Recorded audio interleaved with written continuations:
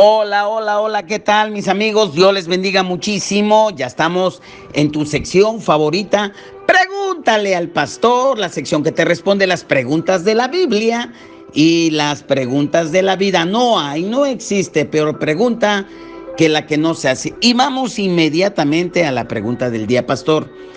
Estas fechas en sí tienen una carga emocional porque inician ciclos en la vida y por si fuera poco, en la comunidad y en los grupos cristianos surge el debate que si la Navidad es de origen pagano y por tanto no la debemos de celebrar y la postura de los que sí la celebramos. Por ello le pregunto, pastor, ¿los cristianos deben celebrar la Navidad? ¿Qué dice la Biblia? Me llamo Jorge Espinosa Campos de Houston, Texas. Muy bien, estimado Jorge, te agradezco tu pregunta y te daré una respuesta, pero tu pregunta es, ¿los cristianos deben de celebrar la Navidad? ¿Qué dice la Biblia? Bueno, como te decía, te voy a dar una respuesta a esta pregunta clásica de cada año que se hacen acerca de la Navidad por la comunidad evangélica en todo lugar, en todos los tiempos, siempre. Y vamos a examinar lo que dice la Biblia en el poco tiempo que tenemos para dar respuesta acerca de celebrar la Navidad o de no celebrar la Navidad, porque algunos, ¿verdad?, propagan el origen pagano y si está basado en la Biblia o no está basado en la Biblia. Y por ello voy a empezar diciendo que la Biblia no menciona, y quiero ser muy claro en eso, explícitamente la celebración de la Navidad, ni instruye a los creyentes a celebrar el nacimiento de Jesucristo. No hay un solo mandato bíblico ni un ejemplo de que los primeros cristianos celebraron el nacimiento de Jesús.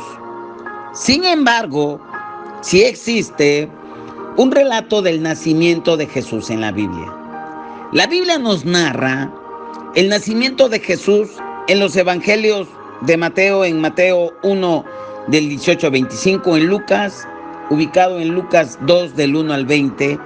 Y estos pasajes son la evidencia de la encarnación del Verbo, de la encarnación de Jesús en un cuerpo de carne y sangre, como lo menciona Juan 1:1. Y específicamente en Lucas 2:11, donde nos dice en Belén de Galilea, ciudad de David, que iba a nacer el Salvador, que es Cristo el Señor. Lo cual es base de la historia de Navidad. Pero déjame dar algunos datos históricos que son muy importantes, porque a veces muchos me dicen, es que no lo mencionas tal cual. Ok, te voy a dar unos datos históricos que creo que son importantes. La celebración de la Navidad, como la conocemos hoy, se desarrolló a lo largo de los siglos en la tradición cristiana de ese entonces. Quiero enfatizar, no se originó directamente en las Escrituras, sino que fue una festividad que la estableció la Iglesia Católica Romana, que era la que tenía el resguardo de las Escrituras en ese entonces. Nadie podía tener acceso a las Escrituras más que ellos. Bueno, y sin lugar a dudas, esta celebración de Navidad ha sido influenciada por los años y culturalmente por diversos pueblos, por diversas culturas. Y por ejemplo, veamos algunos elementos de la Navidad. Por ejemplo, la fecha del 25 de diciembre pudieron haber sido influenciados por festividades paganas romanas del Imperio Romano de ese entonces, como la del Sol Invictus. Sin embargo, la intención era proporcionar una celebración cristiana centrada en Jesucristo.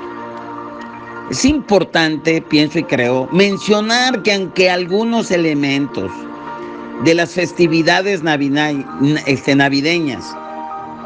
pudieron tener orígenes en tradiciones paganas, el contexto cristiano y estos elementos han sido resignificados, es decir, se les ha dado un significado que apela a un principio, a un valor cristiano, para entonces enfocarlos en la celebración del nacimiento de Jesús. También es importante saber que las prácticas, que las tradiciones asociadas con la Navidad varían ampliamente en diferentes culturas y no todas tienen sus raíces en el paganismo. El propio Martín Lutero, el emancipador de la Reforma protestante y como reformador, puso un énfasis en la celebración de la Navidad en relación con el nacimiento de Jesucristo. Lutero buscaba una celebración más centrada en Cristo, en contraste con algunas de las prácticas de la Iglesia Católica de ese entonces, que incluso hay historias que afirman que el propio Lutero le impresionó la vista de estrellas brillando entre los árboles, que llevó un árbol a su casa, lo adornó con las velas para replicar la escena para su familia, dándole un valor con principios bíblicos con relación a la esperanza que significa la obra de Jesús en la cruz, empezando desde el nacimiento. Ahora, desde el punto de vista teológico, la Navidad se ha convertido en una época para recordar, para celebrar el nacimiento de Jesús, que es central para la fe cristiana. La celebración de Navidad en este tiempo y en los últimos años, en las últimas décadas, ha generado dos posturas, dos corrientes muy fuertes dentro del cristianismo evangélico, y yo creo que desde la misma Reforma. Y hay una corriente que celebra la Navidad, pero está la otra corriente que no celebra la Navidad, apelando que tiene un origen pagano. Y cada una de estas dos corrientes tienen sus argumentos, los cuales son muy respetados.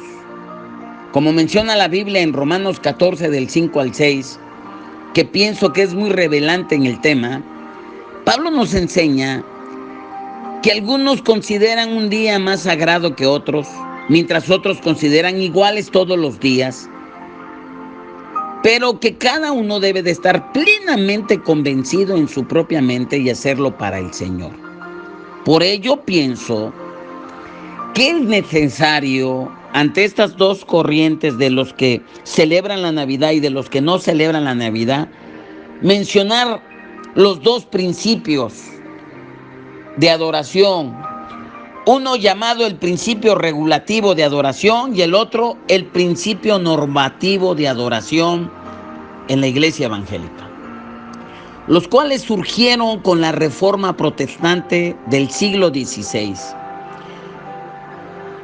los cuales estos principios están asociados con los dos reformadores más importantes, Martín Lutero y Juan Calvino. Estos dos hombres que su influencia aún se nota en la iglesia evangélica de la actualidad. Voy a empezar con el principio regulativo de la adoración, que fue articulado por el reformador Juan Calvino, que enfatizó que solo debemos adorar a Dios e incluir solo aquellos elementos que están explícitamente ordenados o sancionados en la Biblia. Y como la Biblia no menciona la celebración de la Navidad, ni da instrucciones específicas sobre cómo conmemorar el nacimiento de Jesucristo, por lo tanto, concluyen, desde la perspectiva estrictamente regulativa, desde el principio regulativo, celebrar la Navidad no está justificado y por tal motivo no se debe de celebrar. Y la base bíblica que ellos usan es Colosenses 2, del 16 al 17, que se aplica, donde Pablo indica que nadie debe juzgar a otros en asuntos de festividades religiosas, ya que son sombra de lo que habría de venir, el cuerpo es de Cristo. Ese es por la parte regulativa, es decir, que todo lo que no aparece estrictamente en la Biblia, pues no se debe de hacer. Por eso, una gran parte de los que tienen este principio, pues no deben de celebrar ni cumpleaños porque no lo dice la Biblia, no deben de celebrar aniversarios porque no lo dice la Biblia, no deben de usar instrumentos para la adoración porque no lo dice la Biblia. O sea, si no lo dice la Biblia, pues no lo hacen. Y por eso hay una corriente muy conservadora. Y ahí se quedan. Ahora, el principio normativo de la adoración también surgió en el contexto de la Reforma Protestante, pero fue desarrollado más plenamente en periodos posteriores. Este principio normativo se le atribuye a menudo a los teólogos luteranos. Este principio es menos restrictivo que el regulativo de Juan Calvino. Martín Lutero y otros reformadores luteranos fueron más abiertos a elementos litúrgicos y prácticas que no estaban prohibidas explícitamente en la Escritura. Y este principio normativo se basa en la idea de que lo que no está prohibido en la Biblia está permitido en la adoración, siempre y cuando se alinee con el espíritu general de la enseñanza bíblica. Entonces, bajo este principio normativo, la celebración de la Navidad es aceptada siempre y cuando se relacione de manera que honre a Dios y fomente la fe cristiana. Por eso en un culto, aunque no lo dice específicamente, aunque hay una mención en el Salmo 150, pero no dice que se incorporó instrumentos en la adoración. Por eso los que seguimos este principio normativo de Martín Lutero, ¿verdad?